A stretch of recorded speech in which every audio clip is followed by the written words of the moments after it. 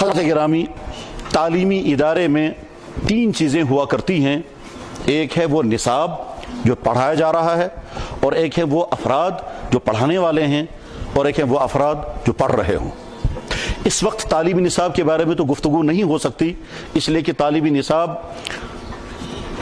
بنا ہوا ہے، بندھا ہوا ہے، اس میں ہم کسی تبدیلی کے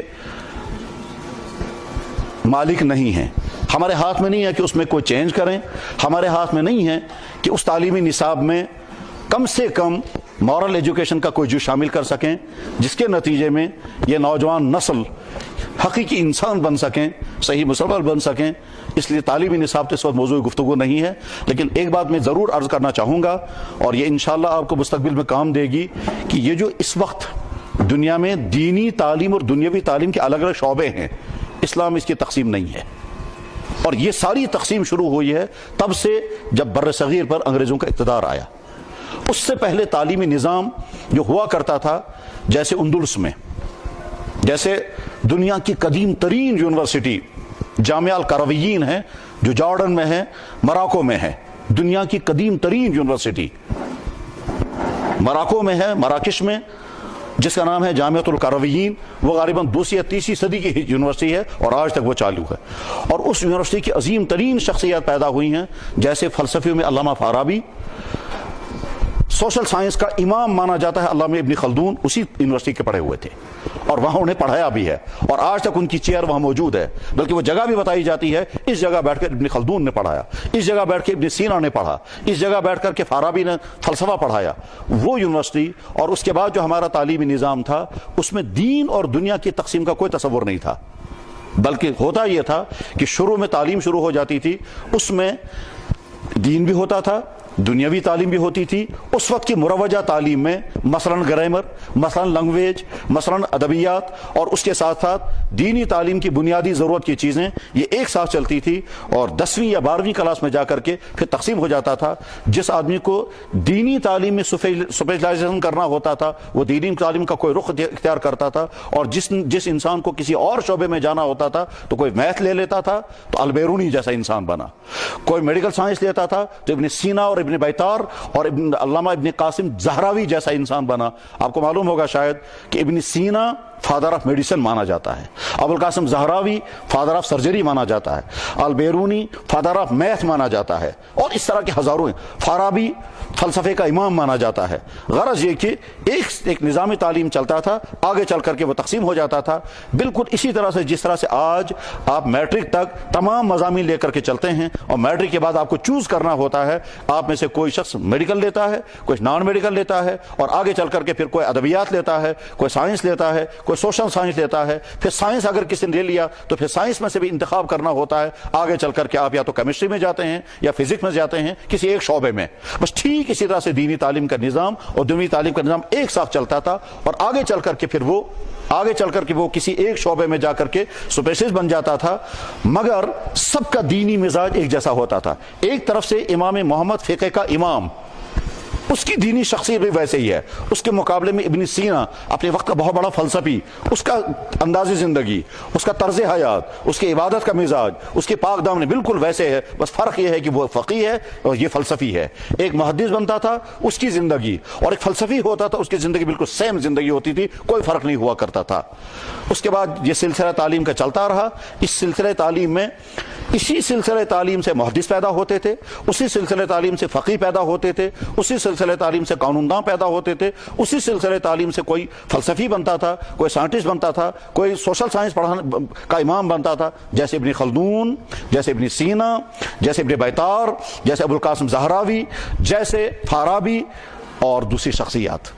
بعد میں جب زمانہ وہ آ گیا کہ مسلمانوں کا سیاسی اقتدار زوال کی طرف مڑ گیا، اندلس کی اسلامی ریاست کا خاتمہ ہو گیا اور عیسائیت پر وہاں غلبہ ہوا اور بر صغیر پر انگریزوں کا قبضہ ہوا، تو اس کے بعد پھر دینی تعلیم کے تمام راستے بند کر دیے گئے، اور جہاں ایک ایسا نظام تعلیم رائج کر دیا گیا جس میں دین کو بالکل خارج کر دیا گیا. اور اس کے بعد پھر بر صغیر کے مسلمان مجبور ہو گئے کہ خود اپنی دینی تعلیم کا کوئی انتظام کریں، اور اس بنیاد پر बर्र सगीर के उलमा ने अपने ऐसे मदरसे कायम किए जिन मदरसों में सिर्फ दीनी तालीम पढ़ाई जाती थी।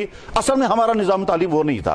असल में हमारा निज़ाम तालीम इतना जामे निज़ाम तालीम था जिसमें एक तरफ से हदीस होगी, दूसरी तरफ से मैथ होगा, एक तरफ से फ़िक़्ह होगा, दूसरी तरफ से साइंस होगी, एक तरफ से अदब होगा, दूसरी तरफ से तामीर सीरत के मज़ामीन होंगे, तमाम एक साथ चला करता था।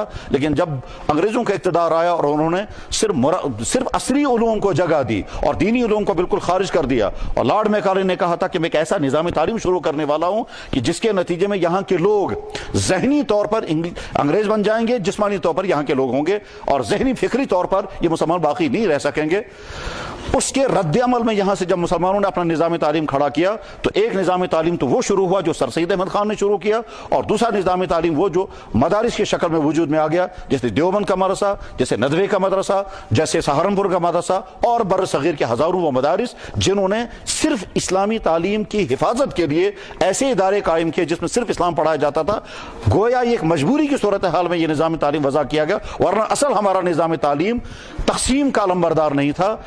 तालीम है, उसमें दीन भी होगा, उसमें मुरवजा उलूम भी होंगे। इसी निज़ाम तालीम से एक शख्स शायर बनता था, उसी निज़ाम तालीम के नतीजे में आगे कोई शख्स मुहद्दिस बनता था। बहरहाल अब इस वक्त का दौर जिसमें असरी उलूम पढ़ाए जाने वाले इदारों में दीनी तालीम और अखलाकी तालीम का कोई उनसुर नहीं होता है, उसका नतीजा यह है कि इस वक्त की नौजवान नस्ल जैसी बननी चाहिए वैसी वो बन नहीं पा रही है। मैं ये बात और वाज़ेह करना चाहता हूं कि अगर हमारे समाज में दफ्तरों के अंदर करप्शन है, वो करप्शन आखिर कहां से शुरू हुआ है कि जब निज़ामी तालीम में अखलाकी उनसुर बाकी नहीं रखा गया तो आगे चल कर के बच्चे से कैसे उम्मीद की जाएगी कि वो आगे चल कर के एक ऑनेस्ट इंसान बनकर के अफसर होगा, एक ऑनेस्ट इंसान, एक ऑनेस्ट किस्म का डॉक्टर होगा, एक ऑनेस्ट किस्म का लॉयर होगा।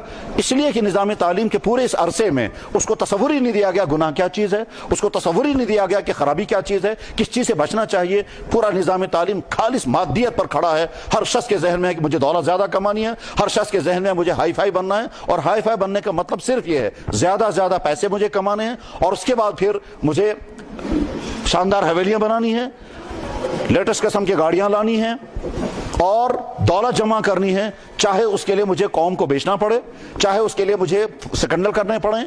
इस निज़ाम तालीम में कहीं भी अखलाकियात, इंसानियत, उसूल पसंदी और तरहुम, वो सिफात जो अखलाकी सिफात हुआ करती थी, वो सिफात चूंकि नहीं है, इसलिए अगर कोई इंसान बाद में अखलाकी औसाफ पर कायम है वो अपनी ज़ाती शराफत की बुनियाद पर या अपनी ख़ानदानी असरात की बुनियाद पर कायम हो सकता है, वरना तो निज़ाम तालीम की बुनियाद पर कोई इंसान शरीफ बन सके, निज़ाम तालीम की बुनियाद पर कोई इंसान कौम के लिए रहमत बन सके, इसकी तवक्को नहीं हो सकती है। क्योंकि निज़ाम तालीम में कहीं नहीं बताया जा रहा है कि साहब वालिदैन के हुकूक क्या हैं, रिश्तेदारों के साथ कैसे रहना चाहिए, कौम के साथ शफ़क़त कैसे बरतनी चाहिए। एक डॉक्टर को पूरे निज़ाम तालीम में कहीं नहीं बताया जाता है कि आपको अपने पेशेंट के साथ कैसे रहना चाहिए। उसका नतीजा है कि डॉक्टरों की अक्सरियत इस वक्त सिर्फ ये नुक्ता नज़र लिए हुए है कि साहब मुझे पैसा ज़्यादा से ज़्यादा कमाना चाहिए, चाहे उसके लिए मुझे बीमार को गलत टेस्ट कराने पड़े, चाहे बिला ज़रूरत की सर्जरी करनी पड़े। बल्कि वो भी डॉक्टर है कि जो किसी ऐसे बीमार को जिसको बज़ाहिर कोई तकलीफ नहीं है उसका पेट फाड़ करके उसकी किडनियां निकाल करके भेज देता है, और उसके बाद फिर उसको दवाइयां, उसके स्टिच लगा करके दवाइयां मुफ्त देता है। पेशेंट बेचारा खुश होता है कि डॉक्टर ने मुझ पर बड़ी मेहरबानी की, मुफ्त दवाइयां दी, सर्जरी का पैसा भी नहीं लिया, हालांकि अंदर से उसकी किडनी वो बिक चुकी होती है, वो भी इंसान ही है। बहरहाल निज़ाम तालीम की दुरुस्तगी ये सिर्फ किसी एक कॉलेज का केस नहीं है, बल्कि पूरे निज़ाम तालीम के सामने एक सवाल है कि ए निज़ाम तालीम चलाने वाले अफराद, आप इन बच्चों को क्या बनाना चाहते हैं? सिर्फ मादियत परस्त या इंसान? और अगर इंसान बनाना चाहते हैं तो इंसान बनने के लिए अखलाकी तालीम लाजिम है, उसके बगैर इंसान से इंसान नहीं बन सकता। चाहे किसी ऊंची से ऊंची कुर्सी पर क्यों न पहुंच जाए, वहां पहुंच करके इंसान किस्म किस्म के स्कैंडल करता है। इसलिए निज़ाम तालीम वज़ा करने वाले तमाम शख्सियात, चाहे वो गवर्नमेंट सतह पर हों, चाहे वो प्राइवेट सतह पर हों, चाहे वो प्राइवेट स्कूल चलाने वाले अफराद हों, चाहे वो कोचिंग सेंटर चलाने वाले अफराद हों, और चाहे वो निसाब तालीम वज़ा करने वाले पॉलिसी मेकर हों, उनके सामने एक सवाल है, और ये हम सब की तरफ से सवाल है कि आप इंसानों को क्या बनाना चाहते हैं। जैसा आप चाहेंगे वैसा बनेंगे, वैसा निज़ाम तालीम होगा। हम ये चाहते हैं कि ये इंसान इतने अच्छे इंसान बने कि अगर ये डॉक्टर होगा तो डॉक्टर कमाने से ज्यादा रहमदिल हो, अगर ये अफसर होगा तो ये लोगों का खिदमत गुजार हो, न कि अपनी कुर्सी को पैसा जमा करने کرنے کا، پیسہ جمع کرنے کا ذریعہ بنانے والا ایسا فرد نہیں ہونا چاہیے۔